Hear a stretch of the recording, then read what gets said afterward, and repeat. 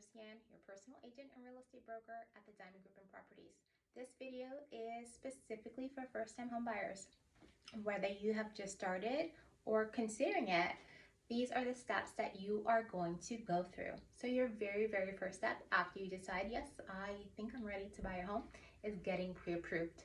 And that pre-approval should be with a mortgage lender. While I've worked with a lot of banks, I do recommend mortgage lenders, a local mortgage lender that's local to the market where you want to purchase. And there are so many benefits working with the local lender. They are focused on mortgages. They have relationships with agents in that market, and they have a lot more flexibility. So get pre-approved, getting pre-approved to understand what your purchase price is, so how much you can afford, and that includes the tax bracket, property taxes, and also understanding what your down payment and closing costs are going to be, because those are two separate things. And a lot of people do get pretty surprised that outside of their down payment, there's going to be another pretty big amount of money that they're going to expect to come with, and that's those closing costs. Your closing costs, a big bulk of it is including your taxes. So here in my market on Long Island, the taxes are pretty high, and so your closing costs can be significant. Also included in the closing costs are your title fees, your attorney fees, real estate fees, mortgage tax because you're using a bank, a lender, and maybe some small other fees, survey fees, but that's pretty much it. And in closing costs, the buyers are carrying the bulk of those costs. Your second step is to find the best realtor for you. And so that's also going to take probably interviewing a few different realtors. And ultimately, you want a realtor that knows your market, a realtor that you feel comfortable with, because you're going to be spending a lot of your weekends and days off with that person, and you're going to have your family, sometimes your children with you, and so you want somebody that you're comfortable with, that you can grow to trust. It's not going to happen instantly, but someone that you feel like understands your needs, someone that you feel will be able to negotiate for you in your best interest. Also understand that realtors don't always have to work for you. So I can show you houses, but I could be representing not only the seller, but the seller's agent, even if I don't work for that office. So you want to make sure you have an agent that works for you, that is going to represent you, and that is available. We have a lot of part-time agents, and depending on the market, things move very quickly. And if you have somebody that is only working on the weekends or could only show you houses between 5 and 6 p.m., then you may miss out on a few. So make sure you interview a few, make sure you're comfortable. If you go out a few times with someone and it doesn't work, let them know. Open communication is super important. So that is step number 2. Step number 3 is going to be, probably I could have reversed this, but just, I guess, identifying a location.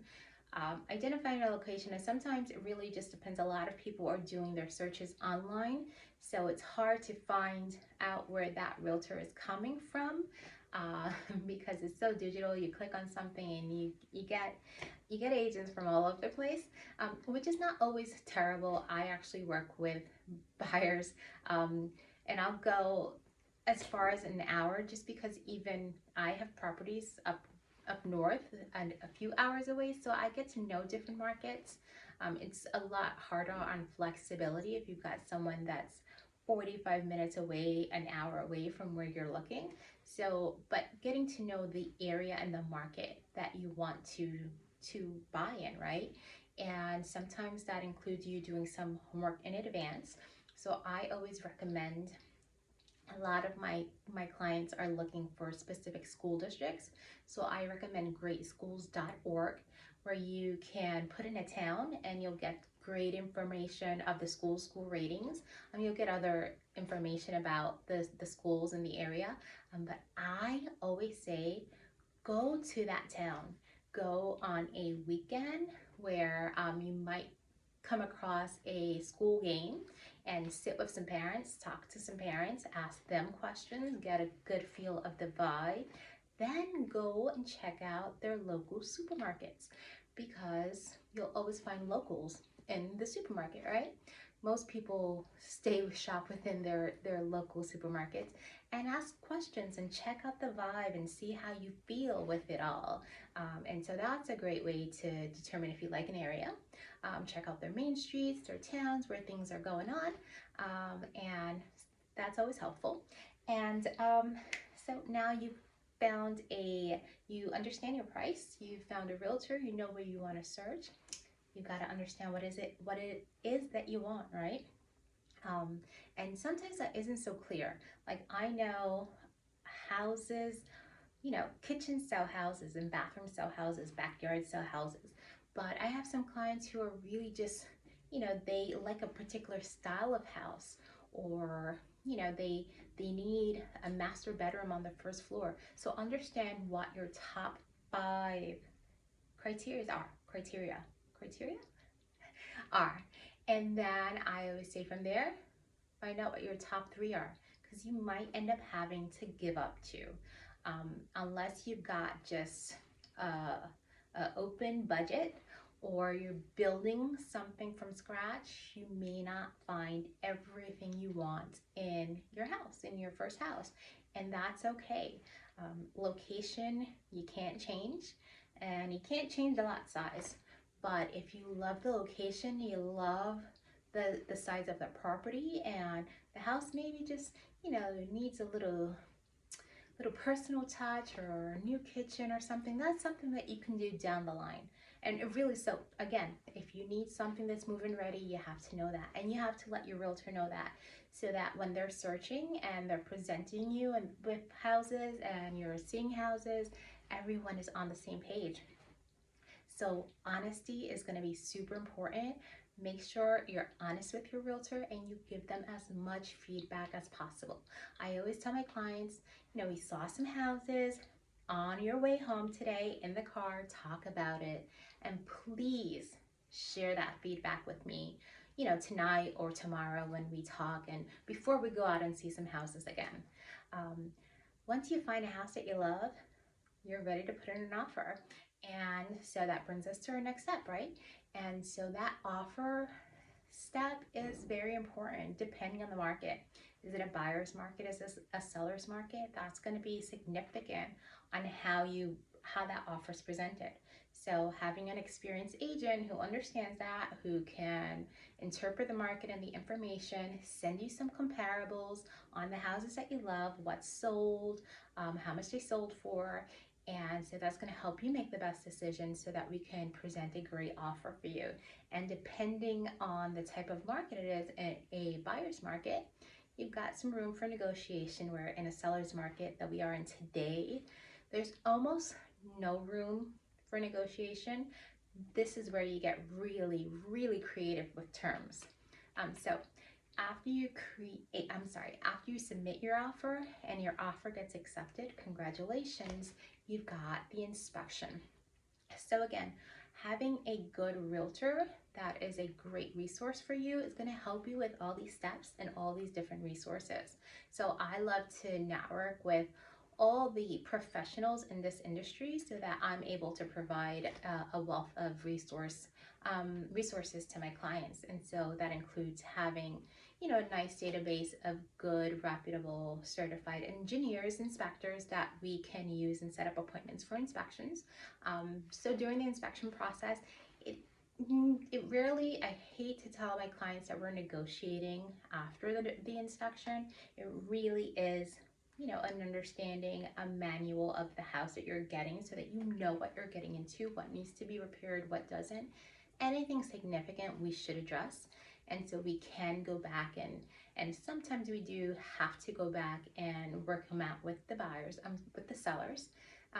But yeah, you address those concerns, because once that's all ironed out, we're going into contract. And that's a scary and exciting time. But our contract step is where, you should have an attorney by then. Your realtor should be able to assist you with providing with referrals. You want to have a real estate attorney, an attorney that focuses on real estate.